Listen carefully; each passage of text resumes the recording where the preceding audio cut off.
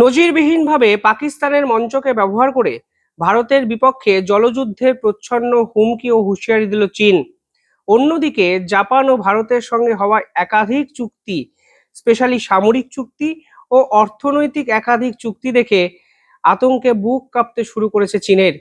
আজকের এই ভিডিওতে আমি অত্যন্ত গুরুত্বপূর্ণ একটি বিষয় আলোচনা করব এবং আপনারা খুব সহজেই বুঝবেন কিভাবে চীনের পাতা ফাঁদে পা না দিয়ে ভারত যাবতীয় আন্তর্জাতিক ষড়যন্ত্রকে তছনছ করে দিয়ে এক ঐতিহাসিক সিদ্ধান্ত নিল। ভিডিওটি দক্ষিণ এশিয়ার রাজনৈতিক পরিস্থিতির সাপেক্ষে অত্যন্ত গুরুত্বপূর্ণ একটি ভিডিওটি শেষ অবধি দেখবেন এবং আপনারা নিয়মিতভাবে আপনাদের মূল্যবান কমেন্ট আমাদের কমেন্ট সেকশনে করবেন। আমি সেই বিষয়ে ধারাবাহিকভাবে ভিডিও আপনাদের সামনে নিয়ে আসতে পারি। কি হলো পাকিস্তানে সেটুকু আগে বলে রাখা দরকার। দেখুন, ঘটনাটি ঘটেছে পাকিস্তানের ইসলামাবাদে। পাকিস্তানের মাটিতে দাঁড়িয়ে ভারতের বিপক্ষে এক মারাত্মক চাল এক্ষেত্রে চলেছে চীন। বেজিং এর অন্যতম প্রধান মুখ এবং সেন্টার ফর চায়না অ্যান্ড গ্লোবালাইজেশনের ভাইস প্রেসিডেন্ট ভিক্টর গাও ভারতকে সরাসরি হুঁশিয়ারি দিয়ে বলেছে যে ভারত যেন ভুলে না যায় যে ভারতও নদীর উৎসে বসে থাকা কোনো দেশ নয়। অর্থাৎ ভারতের উপরেও এমন অনেক রাষ্ট্রের এমন নদী আছে যেগুলো থেকে জল ছাড়লে ভারতে যেমন বন্যা হতে পারে, ঠিক সেভাবে সেগুলোর জল যদি বন্ধ করে দেওয়া হয় তাহলে ভারতে কিন্তু জল সংকট তৈরি হতে পারে। অর্থাৎ এই একটি স্টেটমেন্ট এটা প্রমাণ করছে যে সিন্ধু জলচুক্তি যে স্থগিত করেছে ভারত, তার সঙ্গে চীন কোনো অবস্থাতেই সহমত পোষণ করছে না। এবং পাকিস্তানে দাঁড়িয়ে এই ধরনের স্টেটমেন্ট দেওয়া নিতান্তই মামুলি কোনো স্টেটমেন্ট নয়। তারা ভারতকে সরাসরি হুঁশিয়ারি দিয়ে বলছে যে অবিলম্বে সিন্ধু জলচুক্তিকে স্থগিত করার যে সিদ্ধান্ত ভারত নিয়েছে সেটাকে রদ করতে হবে। কারণ মনে রাখতে হবে, ভারতেরও অবস্থান কোনো নদীর উৎসতে নয়, অর্থাৎ ভারতও কোনো না কোনো রাষ্ট্রের নদীর উপরে কিন্তু ডিপেন্ড করে আছে। চীন যখন এই স্টেটমেন্ট দিচ্ছে তখন আন্তর্জাতিক স্তরে চীনের ভূমিকাটা একটু বলে রাখা দরকার। চীনের দ্বিচারিতা এখানে স্পষ্ট। চীন দক্ষিণ পূর্ব এশিয়ায় বিভিন্ন দেশের উপর একাধিক চক্রান্ত করেছে এই নদীর গতিপথকে রদ করে। চীন ভারত বিভিন্ন দেশকে ভাতে মারার জন্য মেকং নদীর উপর 11টি বিশাল বাঁধ অলরেডি কিন্তু দিয়ে বসে আছে।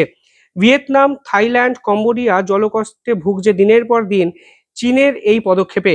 অথচ চীন আজ পাকিস্তানের প্রতি দায়বদ্ধতা দেখাতে গিয়ে ভারতকে হুঁশিয়ারি দিচ্ছে, কারণ ভারত নাকি সিন্ধু জলনদীকে আটকে রেখে পাকিস্তানকে ভাতে মারা চক্রান্ত করছে।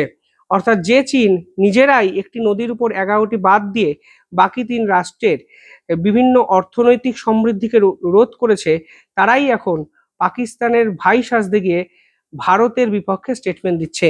এতে দ্বিচারিতা কিন্তু স্পষ্ট। এবার প্রথমত এই বিষয়গুলো আজকে আরো ডিটেলিং আলোচনা করা প্রয়োজন যে কেন চীন হঠাৎ করে ভারতকে এই ধরনের হুমকি ও হুঁশিয়ারি দিতে গেল। দেখুন, এই মুহূর্তে নয়াদিল্লির মাটিতে 16তম ভারত ও জাপান বার্ষিক শীর্ষ সম্মেলন অনুষ্ঠিত হচ্ছে, যেখানে জাপানের প্রধানমন্ত্রী ভারতে এসেছেন, যার নাম সানায়ে তাকাইচি। তিনি ভারত এবং জাপানের সঙ্গে একাধিক গুরুত্বপূর্ণ ডিল কিন্তু এই মুহূর্তে করলেন। ফলে একটা দিকে যখন চীন ভারতকে ক্রমাগত হুঁশিয়ারি দিচ্ছে, ঠিক তখনই চীনের হুঁশিয়ারিকে কার্যত উড়িয়ে দিয়ে ভারত ও জাপান নিজেদের মধ্যে স্ট্র্যাটেজিক্যালি এবং ইকোনমিক্যালি একাধিক চুক্তি কিন্তু করলো, যা বর্তমান সময়ে অত্যন্ত গুরুত্বপূর্ণ। চীনের পক্ষ থেকে এই চুক্তির পরে একটি স্টেটমেন্টও এলো।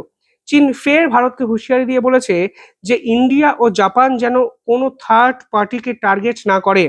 অর্থাৎ চীন মনে করছে জাপান ও চীনের মধ্যে যে সংঘাত, সেই সংঘাতটিকে কাজে লাগানোর চেষ্টা করছে ভারত, এবং ভারত ও জাপানের এই চুক্তি আসলে চীনকে লক্ষ্য করে নতুন এক অবস্থান নেওয়া এবং দক্ষিণ এশিয়ার রাজনীতিতে চীনকে শেষ করা ষড়যন্ত্র বলে চীন মনে করছে। এবার দেখুন, শেষ দুদিনে 2 ধরনের হুমকি চীনের পক্ষ থেকে এলো। প্রথম উক্তিটি এলো সিন্ধু নদীকে কেন্দ্র করে এবং সিন্ধু জলচুক্তি কেন স্থগিত করা হয়েছে, সরাসরি প্রশ্ন তুলল চীন। এক্ষেত্রে চীন পাকিস্তানের পাশে দাঁড়ালো। অন্যদিকে ভারত যখন এই ধরনের হুমকি হুঁশিয়ারিকে পাত্তা না দিয়ে নিজেদের অর্থনৈতিক সমৃদ্ধির কথা ভেবে জাপানের সঙ্গে চুক্তি করলো, তখন চীন আবার আতঙ্কগ্রস্ত হয়ে জাপান ও ভারতবর্ষের এই চুক্তি নিয়েই প্রশ্ন তুলে বলল যে এই চুক্তি কোনো তৃতীয় পক্ষকে টার্গেট করে করা হচ্ছে না তো। এবার জাপান ও ভারতের মধ্যে এমন কি চুক্তি হলো যে চীন হঠাৎ করে এই ধরনের স্টেটমেন্ট দিতে বাধ্য হলো। দেখুন, জাপান কিছুদিন আগেই একটি স্টেটমেন্ট দিয়ে বলেছিল যে চীন যদি তাইওয়ানকে আক্রমণ করে তাহলে সেটি হবে জাপানের জন্য এক্সিস্টেন্সিয়াল থ্রেট। ফলে আমরা অর্থাৎ জাপান এই থ্রেটের বিপক্ষে মিলিটারি এসকেলেশনের পথে যাবে। অর্থাৎ চীন ও জাপানের সংঘাত বর্তমান সময়ে কিন্তু চরম জায়গায় পৌঁছে গেছে তাইওয়ানকে কেন্দ্র করে। এই প্রেক্ষাপটে দাঁড়িয়ে চীন কার্যত দূর থেকে দেখছে যে জাপান ও ভারত একত্রে হাত মেলাচ্ছে এবং ডিফেন্স ওরিয়েন্টেড একাধিক চুক্তির পাশাপাশি ইকোনমিক্যাল একাধিক সাস্টেনেবল ডেভেলপমেন্টও হচ্ছে, এবং ফলে চীনের কাছে কিন্তু মেনে নেওয়া ছাড়া উপায় নেই। অর্থাৎ এই চীন যারা ভারতকে ক্রমাগত দুর্বল ভেবেছে, তারাই যখন জাপানকে সঙ্গে নিয়ে চীনের বিপক্ষে শক্তিশালী আগ্রাসন নীতিকে ইমপ্লিমেন্ট করার চেষ্টা করছে, তখন যে দুরু দুরু বুকে কম্পন ধরবে তা তো স্বাভাবিক। এই মুহূর্তে চীন কি করে এটা বোঝার দরকার আছে। চীন ক্রিটিক্যাল মিনারেলস দেশ বিদেশে এক্সপোর্ট করে। তাদের দেশে কিন্তু ক্রিটিক্যাল মিনারেলস সে অর্থে তৈরি হয় না। তারা আফ্রিকার বিস্তীর্ণ জায়গা থেকে ক্রিটিক্যাল মিনারেলস নিয়ে আসে, তারা তাদের দেশে এগুলোকে শোধন করে এবং গোটা বিশ্বকে সেগুলো বিক্রি করে। তারা তাদের এক্সপোর্ট নীতি যখন তখন বদলায়, ফলে চীন চাইলে আপনি ক্রিটিক্যাল মিনারেলস পাবেন, না হলে আপনি পাবেন না। এবার ইন্ডিয়া জাপান এই চুক্তিতে পরিষ্কার বলা হয়েছে এবার থেকে ভারত ও জাপান একত্রে ক্রিটিক্যাল মিনারেলসের জয়েন্ট এক্সপ্লোরেশন করবে, পাশাপাশি রিফাইন টেকনোলজি বিল্ড আপ করবে, রিসাইক্লিং করবে এবং ক্রিটিক্যাল মিনারেলস ওরিয়েন্টেড একাধিক ডেভেলপমেন্ট কিভাবে করা সম্ভব তা চীন ও জাপান যেভাবে আন্তর্জাতিক স্তরে এর আগে করেছে তা এখন জাপান ভারতের সঙ্গে যুগ্মভাবে করতে ইন্টারেস্টেড। প্লাস দুই রাষ্ট্র ইকোনমিক্যাল সিকিউরিটি ওরিয়েন্টেড একাধিক কাজকর্ম করবে, সাপ্লাই চেন সিস্টেমকে সিকিউর করবে এবং জয়েন্ট রোডম্যাপ তৈরি করবে ভবিষ্যতের জন্য। পাশাপাশি এআই ওরিয়েন্টেড একাধিক চুক্তি জাপান ও ভারতের মধ্যে হয়েছে। ভারতের কাছে আছে সফটওয়্যার ট্যালেন্ট, ভারতের কাছে আছে লার্জ ডিজিটাল ইকোসিস্টেম, ভারতের কাছে আছে স্কিল্ড ওয়ার্কফোর্স এবং ডাটা ক্যাপাবিলিটিস, আর জাপানের কাছে আছে ম্যানুফ্যাকচারিং পাওয়ার, জাপানের কাছে আছে রোবোটিক্স টেকনোলজি এবং সেমিকন্ডাক্টর মেটেরিয়াল। ফলে দুই রাষ্ট্র একে অপরের সঙ্গে হাত মিলিয়ে এবার এআই ওরিয়েন্টেড ডেভেলপমেন্টের কথাও ভাববে, যে এই চুক্তিতে কিন্তু পরিষ্কার আছে। এই প্রথমবারের জন্য ভারত ও জাপান একত্রে ডিফেন্স কোঅপারেশন করলো, পাশাপাশি মেরিটাইম সিকিউরিটির জন্য একটি চুক্তি ভারত ও জাপানের হয়েছে।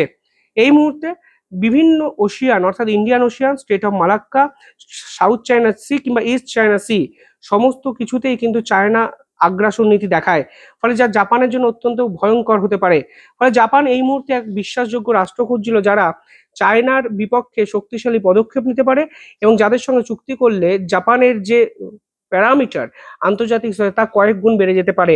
ফলে এক্ষেত্রে ভারত ও জাপান একসঙ্গে মেরিটাইম সিকিউরিটি রিলেটেড একটি এগ্রিমেন্ট করেছে, যেখানে জাপানের উপর আক্রমণ করা মানে ভারত নিজের উপরে আক্রমণ করা হচ্ছে বলে মনে করবে। পাশাপাশি জাপান এই মুহূর্তে কথা দিয়েছে ভারতকে যে $10 বিলিয়ন ইনভেস্ট করবে এবং আগামী 10 বছরের মধ্যে 10 ট্রিলিয়ন ইয়াং, জাপানি মুদ্রার ইয়াং, তারা ইনভেস্ট করতে চায় এবং mainly manufacturing, electronics, infrastructure, green energy, AI, mobility, এই পার্টিকুলার সেক্টরগুলোতে কিন্তু ইনভেস্টমেন্ট জাপানের পক্ষ থেকে করা হবে। অর্থাৎ আন্তর্জাতিক স্তরে পাকিস্তানকে সঙ্গে নিয়ে চীন যখন ভারতকে হুঁশিয়ারি দিচ্ছে, ঠিক তখন পাল্টা চাল দিয়ে ভারত চীনের শত্রু জাপানকে আপন করে নিল এবং জাপান ও ভারত একসঙ্গে এমন এক চুক্তি করলো স্ট্র্যাটেজিক্যালি এবং ইকোনমিক্যালি বেনিফিট পাওয়ার জন্য, যা দক্ষিণ এশিয়ার রাজনীতিটি আগামী 10 বছরের মধ্যে আমূল বদলে দিতে চলেছে। সব মিলিয়ে ভারতের এখানে মাস্টার স্ট্রোক, নিঃসন্দেহে চীনের এবং পাকিস্তানের সর্বনাশ এবং ভারতের কিন্তু পৌষ মাস। আপনারা কিভাবে দেখছেন কমেন্টে জানাবেন। দেখতে থাকুন দ্য ইন্ডিপেন্ডেন্ট বেঙ্গল। ধন্যবাদ।